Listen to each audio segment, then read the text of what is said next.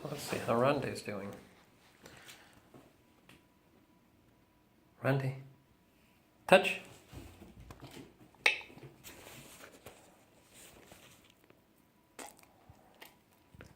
Sit. And gesture. You're silly. And confused. Come here. Rondae. Good girl. So name response I'll take. And you want to give her a treat for that. Her understanding her name is really important. Sloane. Which I think she may be having an identity crisis. I guess a lot of times she just responds to when I say her sister's name. Rondae.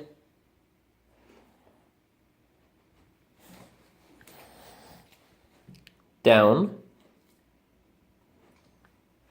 Oh, beautiful. So, been doing the same thing with Rondae as I've been doing with Sloane in regards to teaching her the verbalization rather than just the hand. And you can see how she's picking it up. Yeah, the girls really need to sleep on some of these things. And it seems like each day, the next day, they're better than where they left off the previous day. Rondae, come. Good girl. A lot of these behaviors are getting treated as a 1-to-1 ratio. I ask for something, I treat it because they need to know that it pays. Later on, we can ask more. Rondae, come. I know, you're very beautiful. Sit. That was without a hand gesture. And that's a down, baby. All right, come here. So this is what I mean. Like, I asked for a sit and she went into a down. So I did not give her the treat.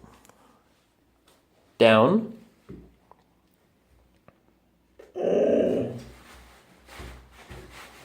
I'll take that.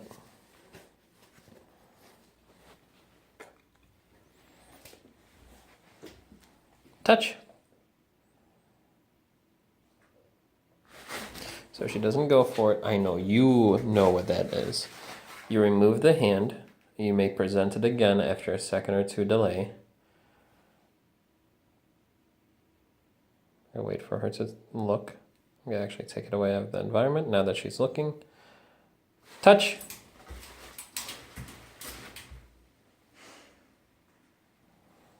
So that was a little bit difficult maybe for her. Somebody's upset that they can't do it. Maybe a little closer. Touch.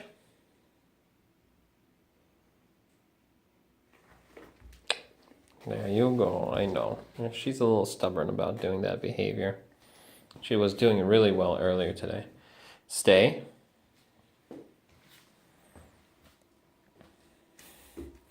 So you can see, if she gets up from it, all we do is just we restart it. There's no uh-uhs, there's no no's. All right, come here, Rondae. We just get her back into position. Sit. Stay.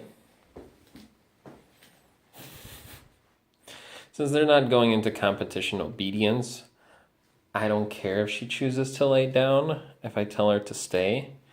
If you were training for competition obedience, a sit stay is different than a down stay. But since we're not going into competition obedience, it doesn't really matter. Free! Rondae, come! Good girl. Yes, you are. You kind of have to encourage her because she doesn't understand what the word free means.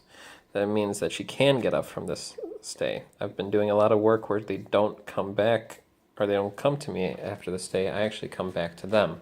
So it looks something more like this. Sit. Stay. All right, we'll just restart that all together. Stay. So I'll walk away from the sleepy girl, maybe around the corner a little bit, and then I come back to her. So this is how the stay exercise is looking when I'm training it. I always come back to them. I may incorporate the word wait, and then walk away, and then call her. Rondae, come! Free! Good girl! So that wait means wait there to be released, And stay means wait there and I'll be back to you. So they can learn the difference, and I like to change it up, and well, I like to train two different words. Down.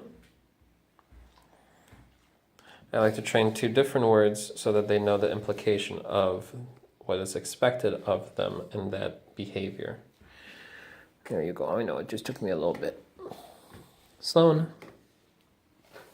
So she's also getting treats for being quiet. If she was vocalizing or doing something, I would ignore her. Let's see, can you get up from a touch? See, wiggling the fingers. Yes, good girl. So there could be some confusion for her that she may think that once she lays down, she should be in a down and stay in the down. Sloane. Oh. There you go. Down. So right there, like, she just kind of blew it off. So this is where we have a little bit of a pause, or we change position. And I just got to keep repeating myself over and over and over. Down. These downs, if I didn't even say the word right now, she would have laid down. But I want to, if I can predict her laying down, if you think of the behavior of laying down as from 0 to 100%, where their 0 is standing and 100% is them in this position at a down, Sloane, then you want to incorporate the word before the behavior starts. So if you can say it at 0%, you can say down right before she starts performing the down, then she's going to pick up on that word, hearing that word before she finishes the behavior, and then getting a treat. So the word becomes a green light for her. The word becomes a cue, a command. I like to use the word cue more so than command, because command means do it or else, cue means green light. You have this opportunity to earn reinforcement, to earn what you want.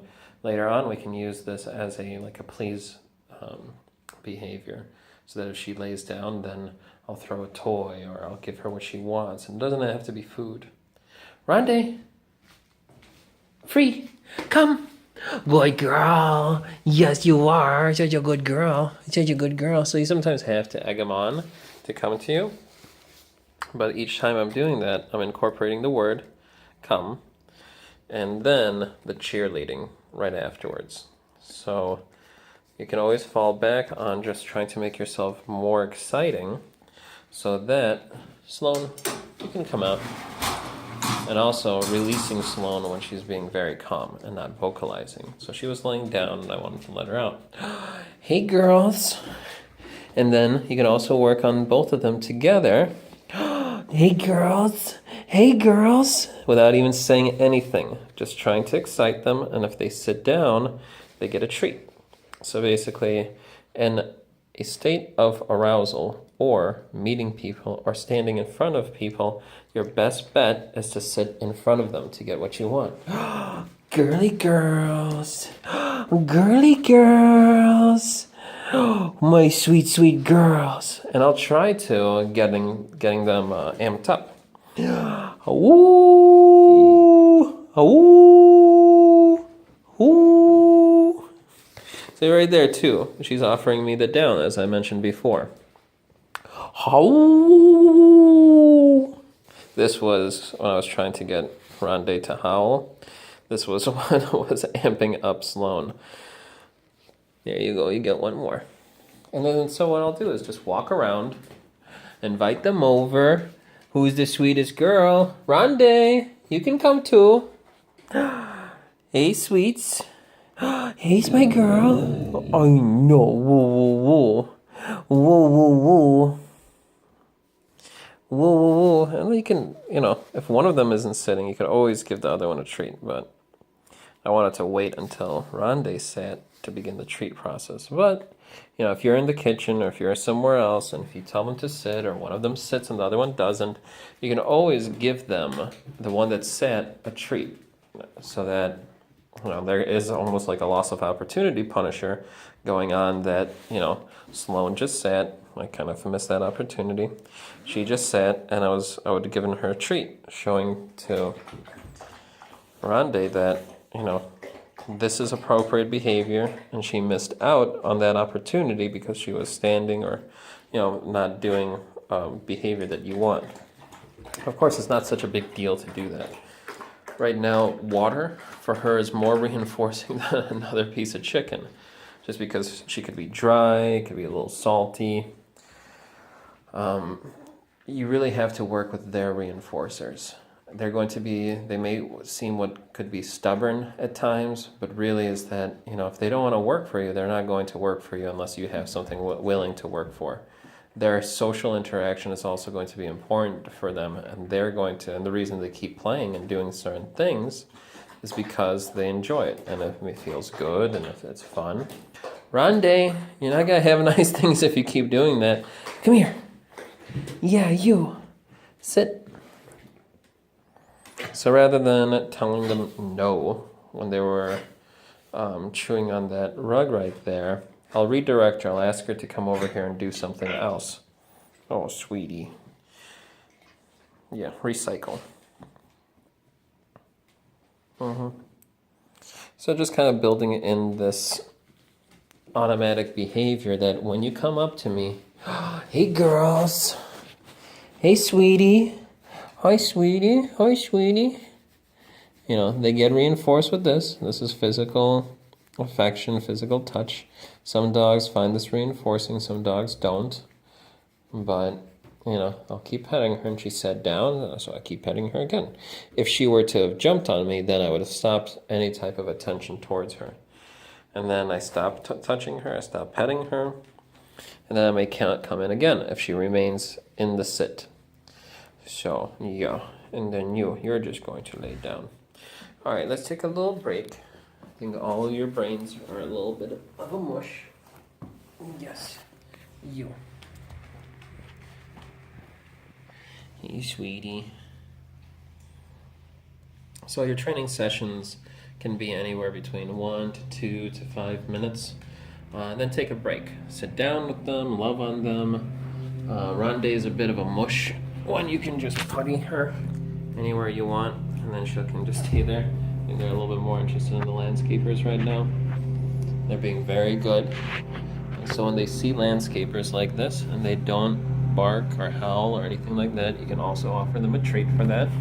So they see the stimulants of somebody mowing and somebody on their property. Good girl, Sloane. Right there. They're really friendly. They're not afraid of anybody. They just want to be friends with everybody. So we want to keep it that way and make sure that we don't scare anybody. Because even Rondae, with one of the people that was doing masonry work here, she let out her little howl, and it kind of made him jump. And I reassured him that she's very gentle and she just likes to sing. So some people that are not familiar with dogs or huskies will find large dogs like this to be perhaps intimidating, especially with their blue eyes. They're beautiful, but some people that are not used to that may find it intimidating or may stare, and if one of them howls at them like Rondae, then that's where they may get a little skittish or frightful, which then may set them off too. So we just want to make sure that we ensure a good time for everybody. Yeah, sweetheart. Hi.